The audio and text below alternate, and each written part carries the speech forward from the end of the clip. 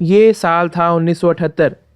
صدر پاکستان جنرل ضیاء کو ایک فون کال موصول ہوئی جس میں ان سے کہا گیا کہ ہمیں پتہ ہے کہ تمہارے ایٹمی اثاثے کہاں ہیں۔ یہ فون کرنے والا کون تھا؟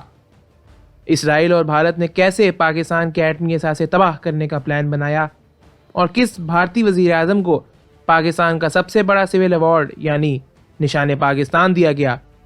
یہ سب اور بہت کچھ ہم آپ کو بتائیں گے دا ہسٹری اسٹریم کی نئی video how Pakistan defended its nuclear weapons میں۔ تو آئیے دیکھتے ہیں۔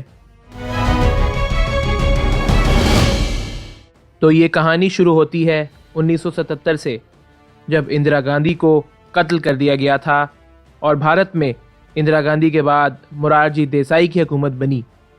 دیسائی نسبتاً ایک خاموش طبیعت کے حامل انسان تھے اور زیادہ تر جنگ مخالفی رویہ رکھتے تھے۔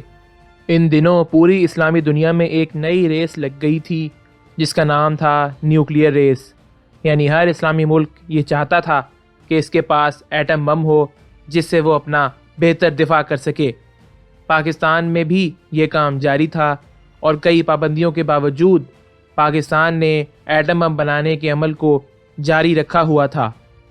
اسی وجہ سے امریکہ، اسرائیل اور بھارت، ان تینوں ممالک کو اسلامی دنیا کے ایٹمی منصوبے ایک آنکھ نہ بھاتے تھے۔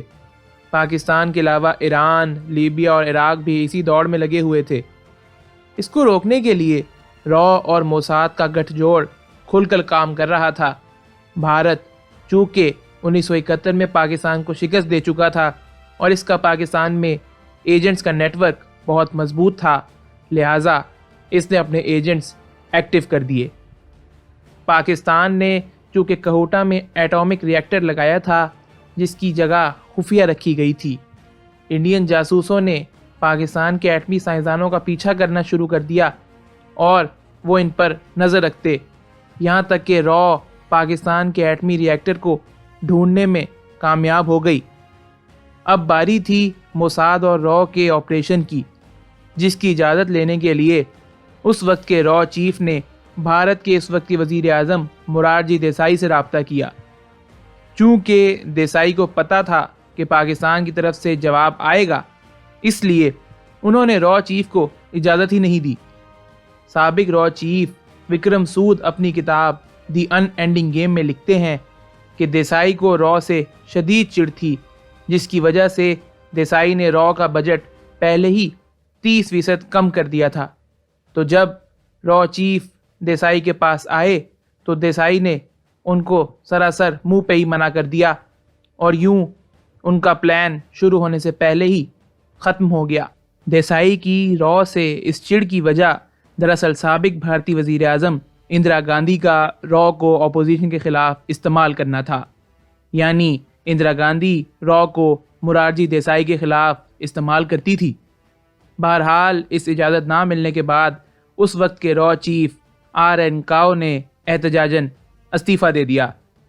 وکرم سود مزید یہ بتاتے ہیں کہ دیسائی نے انہی دنوں جنرل ضیاء کو فون ملایا اور ان کو بتایا کہ ہمیں پتہ ہے کہ آپ کا ایٹمی پلانٹ کہاں ہے، جس کی وجہ سے جنرل ضیاء نے شدید کریک ڈاؤن کر کے پاکستان میں را کا سارا نیٹ ورک تباہ کر کے رکھ دیا۔ اس کے بعد 1980 کی دہائی میں بھی بھارت اور اسرائیل کی طرف سے یہ کوشش کی گئی کہ پاکستان کے ایٹمی ہتھیار تباہ کر دیے جائیں، جیسے 1981 میں اسرائیل پہلے ہی عراق کا ایٹمی پلانٹ تباہ کر چکا تھا۔ لیکن پاکستان ایک طاقتور ملک ہے، ISI کا ایجنٹ نیٹ ورک بہت ہی مضبوط ہے، لہٰذا جب 80 کی دہائی میں یہ کام کرنے اسرائیل کے جہاز بھارت میں کھڑے تھے تو جنرل ضیاء کو اطلاع پہلے ہی دے دی جا چکی تھی۔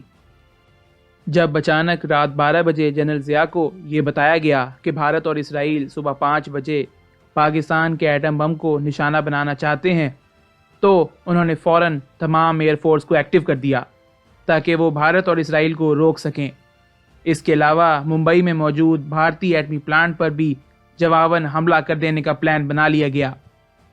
تو جب اسرائیل نے امریکہ سے سیٹلائٹ ڈیٹا مانگا تو انہیں پتہ چلا کہ کیسے پاکستان کی فضائیہ غیر معمولی طور پر اس رات ایکٹیو ہے، جس کی وجہ سے ان دونوں ممالک کو یہ معلوم ہو گیا کہ پاکستان کو خبر لگ چکی ہے، لہٰذا یہ حملہ روک دیا گیا۔ بھارت نے اس کے بعد کئی بار اس بارے میں سوچا، لیکن وہ کچھ نہیں کر پایا۔